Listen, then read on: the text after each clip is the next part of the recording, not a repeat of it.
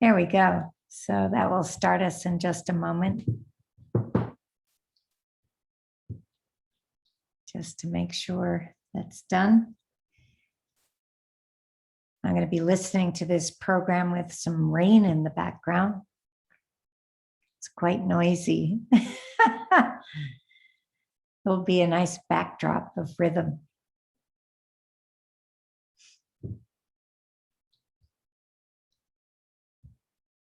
Okay. Works with a Tempest Sonata, right? I believe that's on the program. Makes total sense. Okay. So another 2 minutes and we'll begin.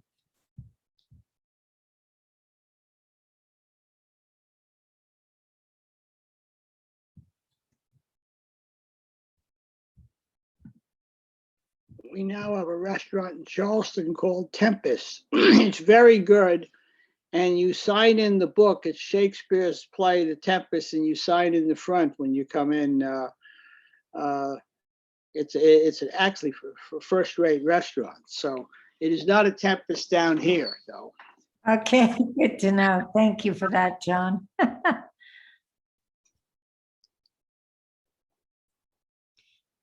One thing I can say that would be helpful is in terms of applause, it's nice for our performer to get some feedback, so you can turn your videos on, but do not turn your sound on. Stay muted, and you can just do, the clapping like this.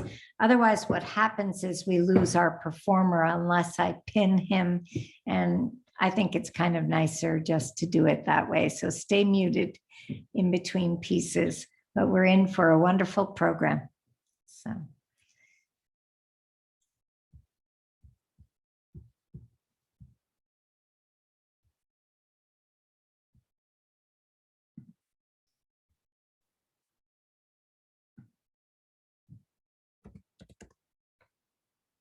Okay, Jeffrey, if you are in the vicinity, I think we are in a place where we'd love to see your face and your surroundings and hear great music. Please join us when you have a moment. Okay, I am here. Hello, everybody. I'm going to use the mic to talk. It's easier. Can you hear me well this way? Yes. Terrific. It's when I move the mic that we're in trouble. Hi, everyone. So glad you're all here. We had a really wonderful few days, and listening to people playing and teaching and talking. The group discussions are really enlightening for me. I learned so much during those. It's like getting free piano lessons still at the age of, I don't know, you know already. It's good to see my cousins here. My mom is here, and friends of mine from Australia is here, students, and from Tucson, Arizona, and all the Sonata campers. And we're blessed to have Ellen Zwilich with us. Ellen Taaffe Zwilich is she is the foremost composer of our time, and she has the first female composer to win the Pulitzer Prize in Music. And gosh, I can't say enough about Ellen. I know her about 25 years almost, and we put together a Millennium Project back in late '98. That premiered in Cincinnati in September 2000, almost 21 years ago, the Millennium Fantasy. And she trusted me. I mean, I got it all together, and we made a beautiful project happen, and that led in 10 years later to a concerto called Shadows. And Ellen recently took Shadows, and because of the pandemic, decided to take some of her incredible music and scale it down to smaller chamber ensembles to suit the needs of today's performing organizations. So the premiere of the new version of Shadows is going to be in September in Idaho. So Ellen's here, and I'm going to play one of her pieces for you and talk about that. She's also in the middle of writing a work. I asked her to compose a piece in honor of late Justice Ruth Bader Ginsburg. So she's writing that now. I haven't seen it yet. I need to see it soon. Ellen, I need the music. She knows. And it's for Denise Graves, the incredible mezzo-soprano whom Justice Ginsburg loved. And can't wait to do that. So tonight I'm going to do a mixed program, mostly American music, actually, because I'll start with a piece that I learned and studied with Adele Marcus many years ago. It's one of Beethoven's sonatas that's been dubbed The Tempest. And in revisiting it, so many things, I feel a little different. I feel a little bit more, how can I say, learned. And insofar as tempos and structure and what to bring out, what not to bring out, and dynamic range and pedaling especially, because Beethoven's instruments were quite varied during the time he composed all his sonatas. That was like the high time when these instruments were evolving. And every time there'd be a new instrument made by a piano manufacturer, they bring them to him. Here, this one has a lighter action. This one has a richer sound. This one is a little more restrained. This is a warmer sound. This is a brighter sound. And he would compose the music, and the instruments would get wider, more keys. So he would write as the pieces, pianos got bigger.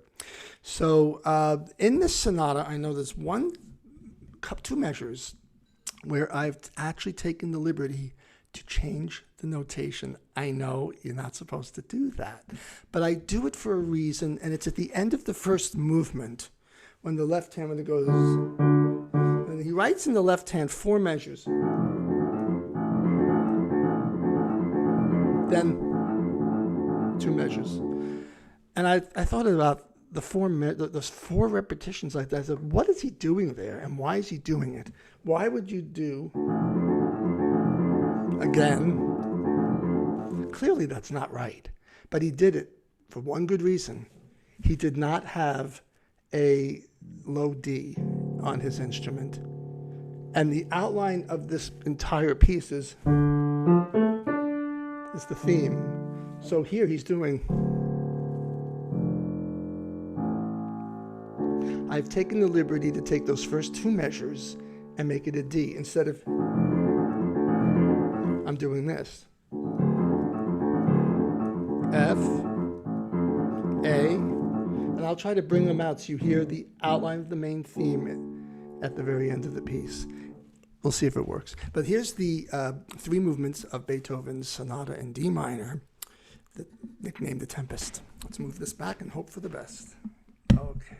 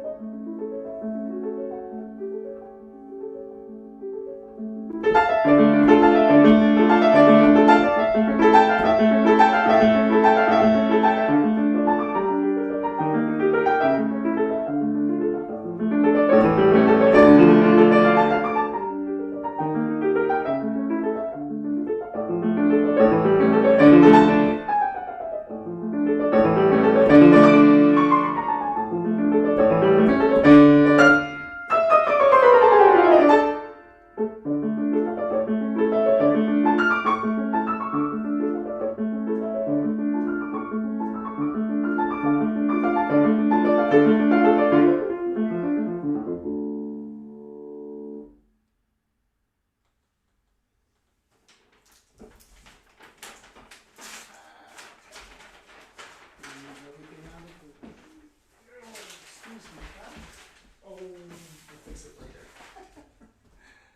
you.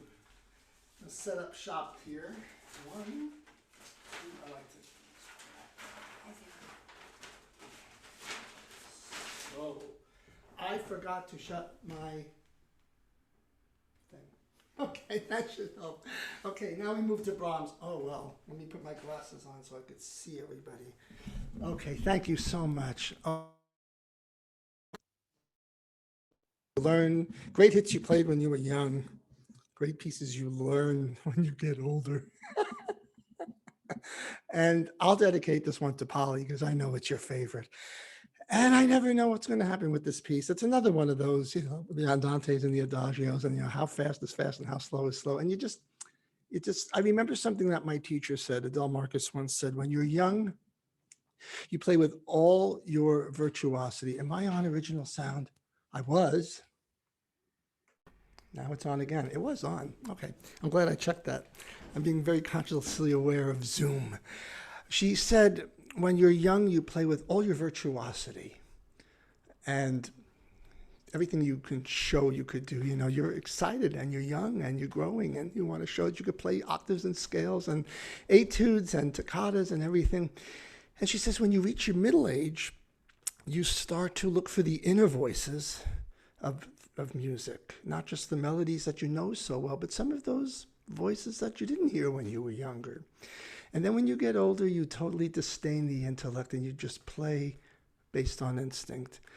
And I remember when I was younger, I used to think, gosh, I could never play the way she wanted me to play, and I was too young. And she used to say things like, dear, there are no substitutions for living. Boy, was she right. It's so true.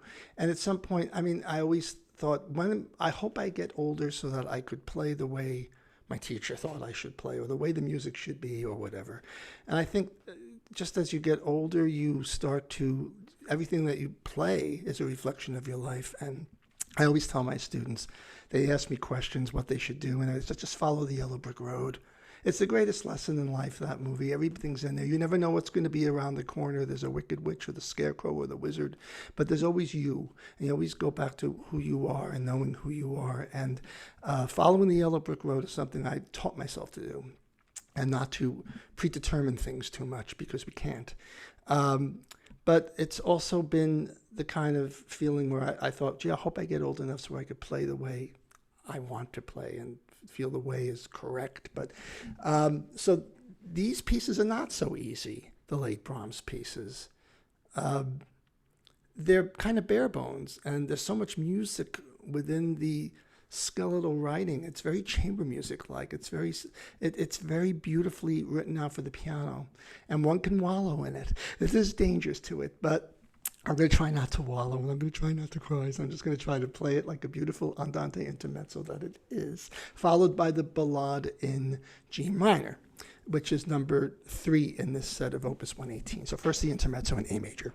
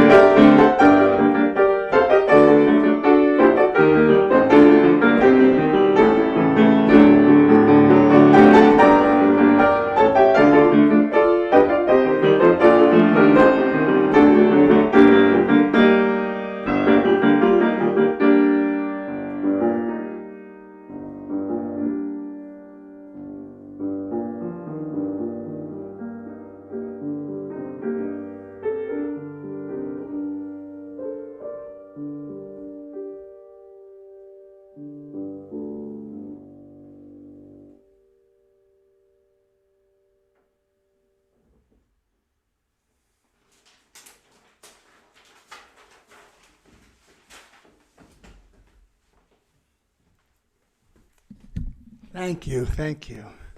Wonderful music, wonderful music. So next on the program, I'm going to do a work by one of the predominant American composers, Adolphus Hailstork. This is a piece that he composed in 1981, and it's starting to slowly have more prominence almost 40 years later.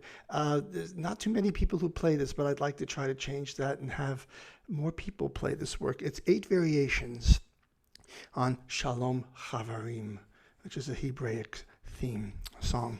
So I'm going to set it up so I can avoid nasty page turns, which happens.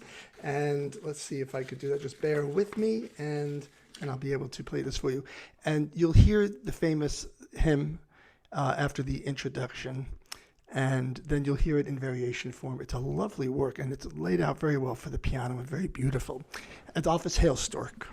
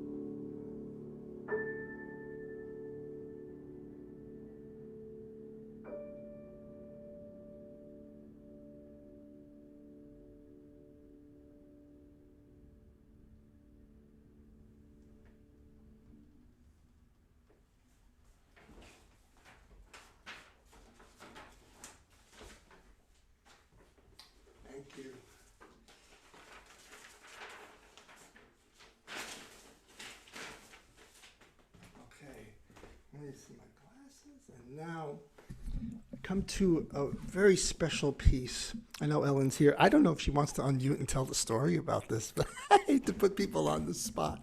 Ellen, do you want to, or do you want me to? If I don't see you, you want to unmute and tell the story about how Lament was composed, or do you want me to tell the story? What little I remember. Jeffrey, just play the piece. Yeah. I don't want to talk about it. It's too personal. Thank you, Ellen. Yeah. I couldn't hear. I think I couldn't. I wasn't able to hear. But I think I'll tell the story about how it was written. Okay, this is an incredible piece because I think you told me when you found out Judith Arron had passed. Let me just. I think I have my sound. I'm going to put my sound on in case, as I see you're unmuted. I'm not sure if you're. I want to make sure I'm not speaking over anybody. You're good. You're good to go. I'm good to go? Okay. So let me just do this. Judith Arron was one of the wonderful directors of Carnegie Hall. And when Ellen was the chair of the project for new music, she put together a wonderful group of composers to write intermediate level pieces, many of which we need in the repertoire. There weren't that many. And this is one of the pieces. And Judith Arron had developed cancer, and when she passed, they told Ellen, I think you told me you sat at the piano and you wrote this. As it is here, you wrote this. You just sat down at the piano and played it. And Judith was a remarkable person. She was terrific for Carnegie Hall. And this is a lasting piece in her memory. And it's in the book put out by Carnegie Hall with all these various composers writing music for the intermediate level. And it's quite it has a lot of impact, this piece. And I've loved learning it and playing it and pacing. The pacing of this piece is very important. So Ellen is a remarkable composer. Her music goes right to your heart. And I think you're going to, as sad a piece as it is, it's going to touch you very deeply.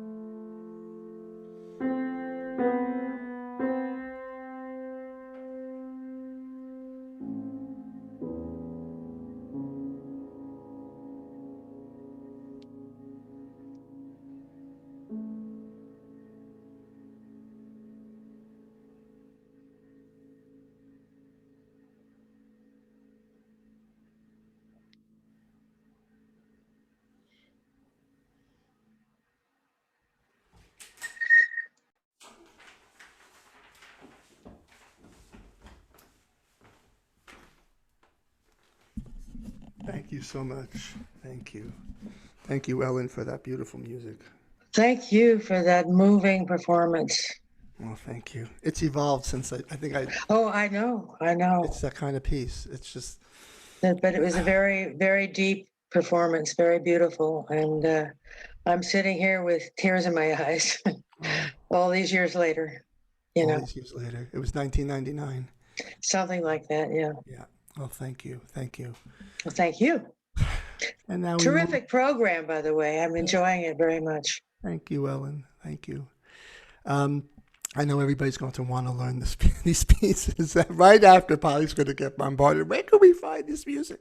So I will direct everybody to go to online to Presser to find the score to this. I think it's available there.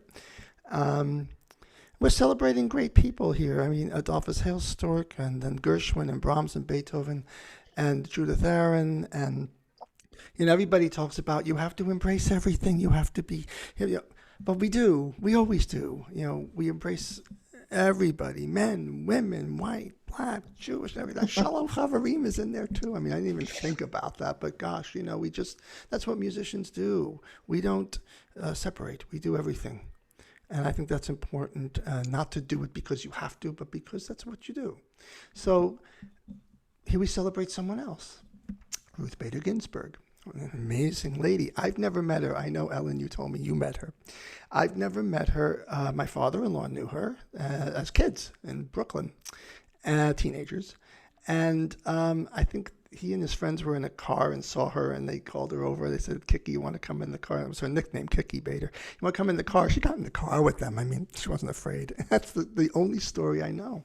And look what she's done. She's done some remarkable things for people, for women, for men, for everybody. And it's all about rights. It's all about humanity.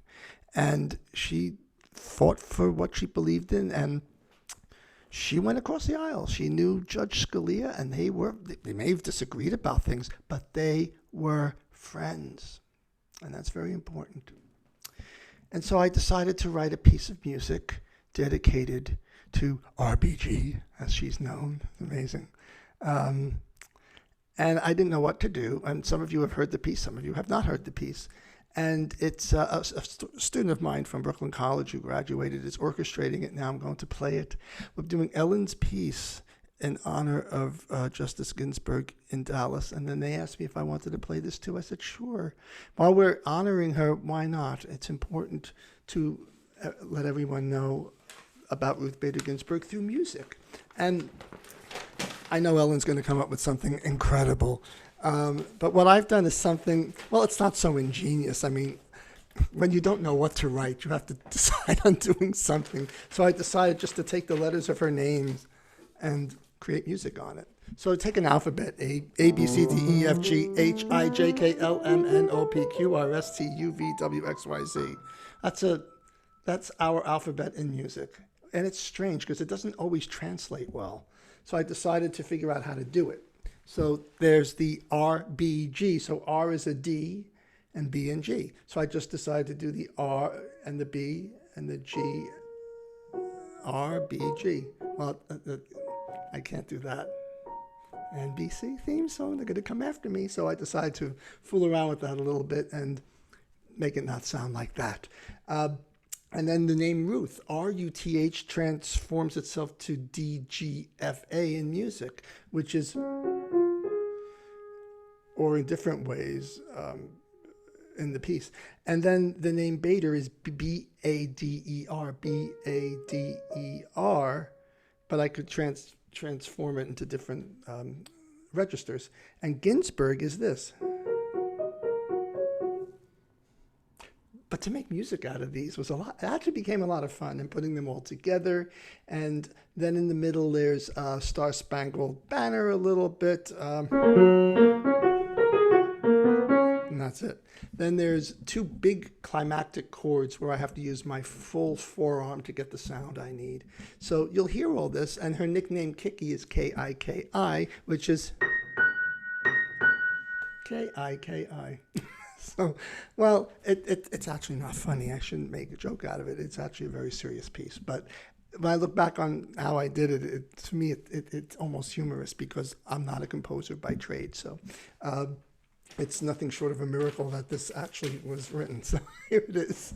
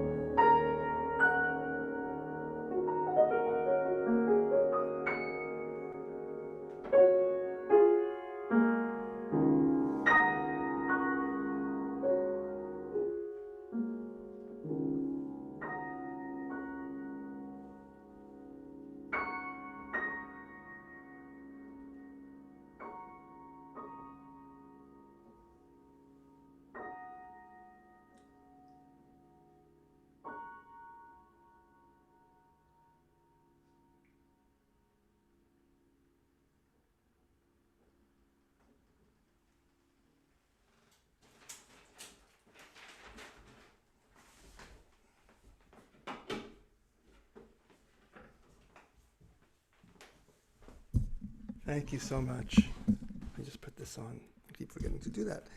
Yeah, it's another one of those pieces. Just evolves. It'll be interesting to see what my student Harrison comes up with the orchestration too. So we want to try to keep everybody on stage as we do Ellen's piece in Dallas. That'll be October 7th. I'm not sure if they're live streaming, but I'm hoping there'll be some sort of recording, a video of that. And it'll be interesting to work with Denise Graves. If you know her, she's just amazing. She really is amazing. Takes me to Rhapsody in Blue, my mom's favorite piece, my father's favorite piece, John's favorite piece, dedicated to you here, John and Mom. I'm going to dedicate it to you all. And I'm recording it next Saturday, the original manuscript. There's some areas. Thanks, John. This is your piece. And he plays it so well. John learned the entire Alicia Zizzo version, and we had a lesson on it a long time ago. And he brings his own flair to it, which is so nice. I'm going to record it next Saturday. There's some spots in there that the piano is not supposed to play, and I'm going to play it now, and I have to wipe this out of my mind tomorrow morning and start working on the version that I'm recording, because it's different. There are things that are different in the very original manuscript. Some of the chords at the end and different things go on. But this is the solo version of the orchestra and the piano parts together, which were created by Alicia Zizzo in the 1990s. And I've played this quite a bit, but it's a challenge. But it's so fulfilling to play the whole piece without the orchestra as well. That's how good a piece Rhapsody in Blue is. And you'll hear some, if you haven't heard it before, you'll hear things in there you haven't heard that were from original manuscripts. If you've heard me play this, I hope I played it a little bit differently than you've heard it before. But it's a nice piece to round out a almost all-American second half of the concert. So I hope to be done soon. It's Rhapsody in Blue, the solo original manuscript.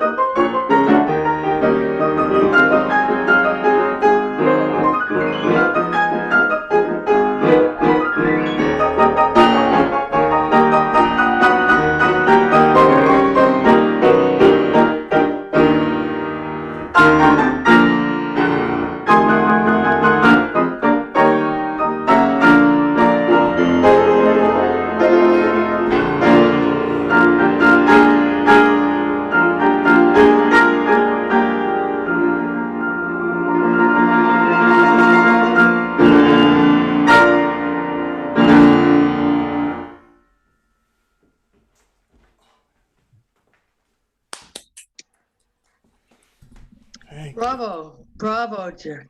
Thank you all.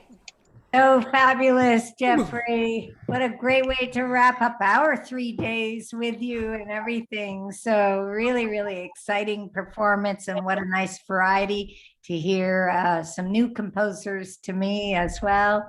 And just stunning performance. Thank you. Thank you so much. I'm so glad you were all here and stuck it out. A long program for tonight, but it was such a nice weekend, and we got to do more of them. And it's an amazing, I can't thank you enough, Polly. I have to say that as we're slowly emerging through all of this, Polly saved our lives. You saved many lives with the virtual camps, which I'm sure will continue, but it's really, it's been a very difficult 15 or whatever, how many months we've endured this. And you made staying home much easier just by being able to teach and to play and to share, what we have inside of us, not only as teachers but as performers. It's just the outlet has been extraordinary, and we're very blessed that you made this happen. It's so important, and I can't thank you enough that you were able to pull this off month after month after month. And so many people here I've never met except through here. I have students here. I've never met them in person except through Zoom or Skype or whatever. And it's kind of strange and surreal, but thank you for making this possible for us. It was very, very, very blessed. Hey, I'm the lucky one. I really am when it comes down to it. But really, really wonderful. And I'm so happy that we get to gather in this capacity. Yeah. And thank you for allowing me to share my birthday with you all. It's tomorrow, but whatever. Happy It's birthday. just a number, People say 60 is the new 40 and the new midnight is 9 p.m. Oh, right. Jeffrey, beautiful concert. Thank you so much. It was lovely. Thank you, Ellen. And tomorrow I'll sing you a happy birthday, the Marilyn Monroe version. Okay. We got a date. Well, we are so lucky to have you here, Ellen. I mean, it's just my thank you pleasure. My pleasure. so much. And I haven't seen you since we were. Oh, I know, 100 years ago or something. Yes. I'll see you in We have to wear a October. name tag or something. Thank you so much. Bravo. Very, very nice concert. Very, very nice. Very nice. Thank you. So, to all, until we meet again, good night. Thank you, Jeffrey. And good night, everyone. What a great couple of days and hours together. So what a way to cap it off, Jeffrey. Thank you. Thank you. I want to Good also night, thank, everyone. Have a nice thank my evening. cousins also, and Mom, all of you. Good night, good night, good night, Allison, Mike, and Mom, and everybody here, and Danny. We'll see you soon, I hope. Good Have a night. Happy Good birthday. night. Bye. Bye. I'll stay.